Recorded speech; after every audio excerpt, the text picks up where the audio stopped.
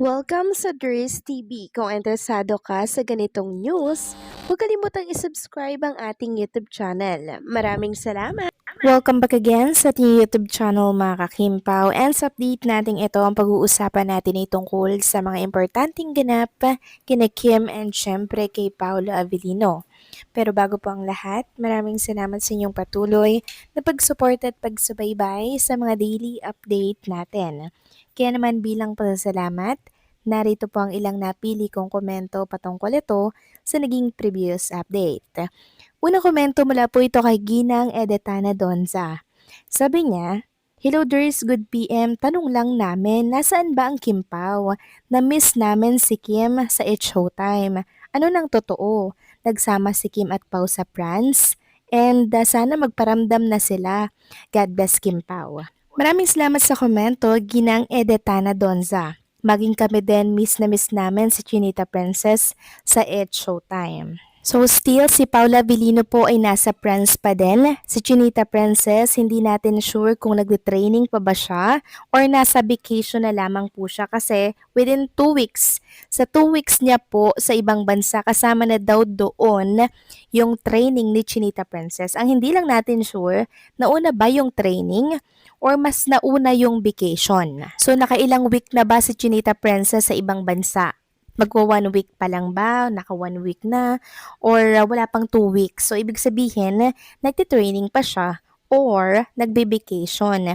Possible na magkasama rin silang dalawa, yun ay kung sa France din nagtitraining si Chinita Princess para po yan sa kanyang bagong karakter, para sa kanilang bagong project ni Paulo, para nga naman mas convincing yung kanyang karakter sa kanyang gagampanan.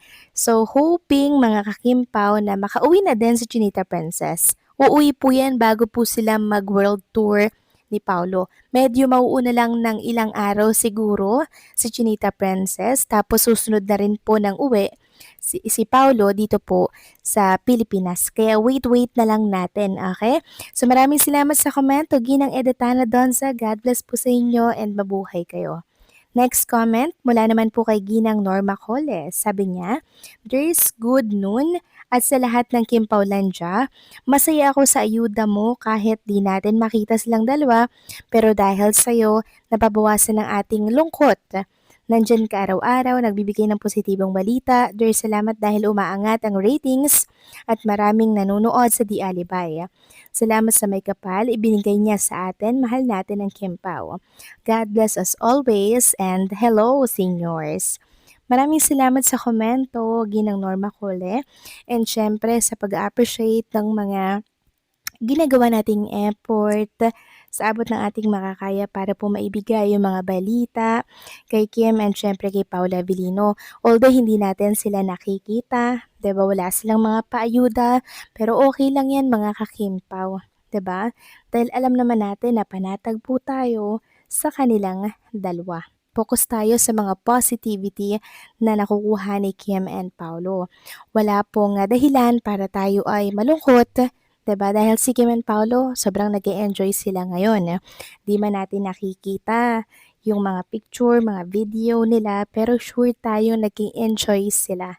Sobrang tahimik mga kakimpaw.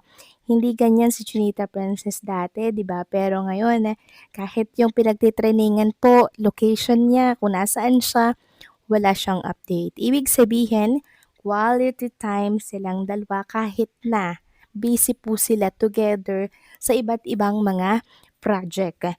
Gagawa at gagawa po yang ng time para po sila, 'di ba? May connection sa isa't isa. So maraming salamat sa komento, Ginang Norma Cole. God bless po sa inyo at mabuhay kayo. So ito na nga, pag-usapan na natin ang mga balita po na nakalap natin sa hapong ito. Tunahin na nga nating pag-usapan ang tungkol dito sa pinost ng Kim Pao night shift. So marami kasi mga Kim Pao na talaga namang naiinis sa karakter po nitong sa Stella sa Di Alibay. Sobrang effective po kasing gumanap talaga ni Chinita Princess sa mga karakter at role na binibigay po sa kanya ng ABS-CBN. Sabi nga dito, huli man at magaling na ihahabol din. Pahabol na post para sa 3 lucky commenter na nanalo ng special gift mula sa Kim Pao fans. Maraming salamat sa lahat ng nakisaya at tumututok sa Di Alibay. Tuloy-tuloy lang ang comment, perfect ka pampalipas oras habang nagmamarathon tayo sa 20 plus commercial. Aminin na natin, dyan makikita ang programa. Let's keep the hype alive. Keep engaging and keep watching the Alibay. PS sa lahat ng winner at previous winners na hindi pa nakakakuha ng kanilang prize, pakigalaw na ang baso please at mag-DM po sa amin. Salamat. So may mga nag-comment dyan na tama, bakit mas mahalaga pa ba ang sasabihin ng iba? Gusto nila bumagsak ka, ayaw kanilang umangat. So ito marahil ay patungkol doon nga po sa karakter ni Stella Marie na kung saan ay ginagawa po lahat para po makaangat at makabangon po sa buhay. Sabi naman ng isa, Stella, lapag na Gcash dito kami na bahala sa pang-opera ng kapatid mo. Sasayaw ka lang, maniningil tayo. Sobrang aliw po ng mga komento nila sa online live ng ABS-CBN. At dahil po sa mga aliw na comment na yan mga kakimpaw, abay magkakaroon pa nga po ng prize mula po sa ilang mga fans club ni Kim and Paulo.